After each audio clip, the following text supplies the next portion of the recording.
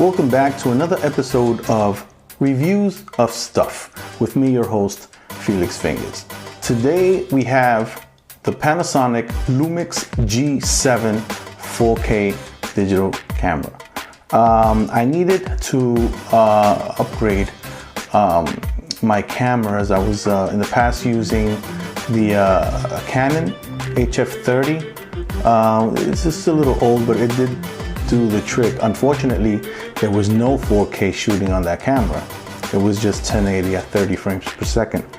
So I figured with all the upgrades going on, including even my TV that's 4K as well, that I moved up to a 4K camera. And one of the best ones that I came across, especially after having my hands on this for the past day or two, is this Lumix G7. Incredible little camera. I love the quality of it. I love the all the features that it has. And the only thing is it's micro 4/3, which we already know that.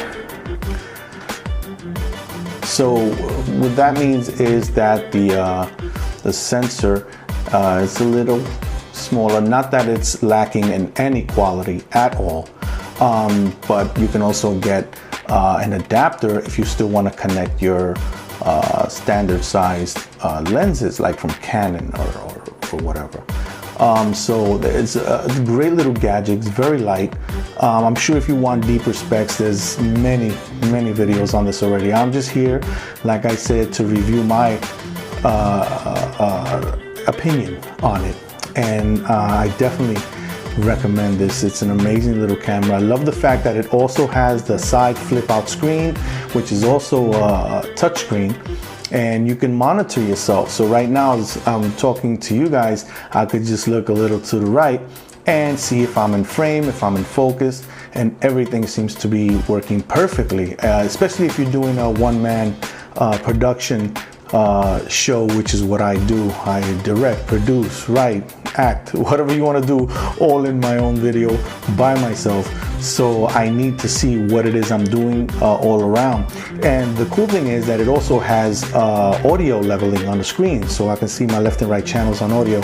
Now mind you, I'm not using the onboard microphone, which it does come with internal microphone, but it also has a microphone jack, so you can connect your own external microphone, whether it's a Rode or anything else that you may have. I of course use my Sony, a separate recorder as well, and I just sync it in post. But what I love is that if you do decide on connecting any kind of mic, an external mic on this, it does have preamps, and it sounds amazing. I mean, again, that was tested and it sounds amazing. I just don't like using that because the mic does sit too far away from me, especially when I'm doing review videos like this. I don't really need that. That's more for outdoorsy type things, where you want to put a microphone on your camera as well as some sort of wind protection, because with the wind and everything like that, it will pick up all the sounds that you hear with the wind moving all around, blowing all around. So that's just one of the features of many that it has. I love the internal filters, the Cine. Well, I wouldn't use the Cine D because it's kind of flat, but if you do like to color grade your footage afterwards or in post, that's, I guess, the setting to use. I use Cine V. I kind of like that. It's not too saturated, but it does give it a nice, clean, colorized look. And it looks amazing if that's the setting you want to do right out of the box. Other than that, the footage itself is amazing. I'm not shooting at 4K, although it goes up to 4K at 30 frames per second beautifully, flawlessly.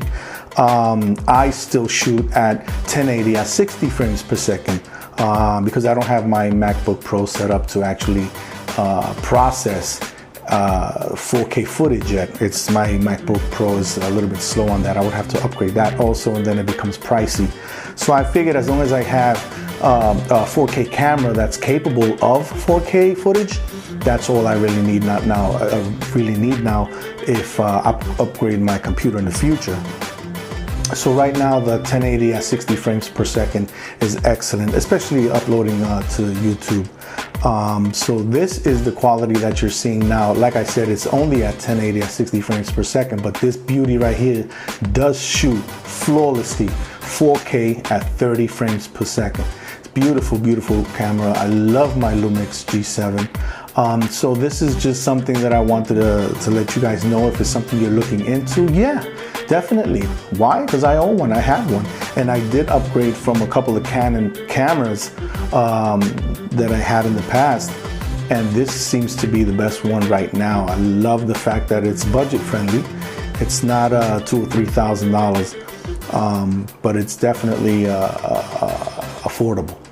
So until next time, and I come across something else that I want to review and let you guys know about, you guys have a great day and peace. Oh, and don't forget, get yourself the Lumix G7 from Panasonic.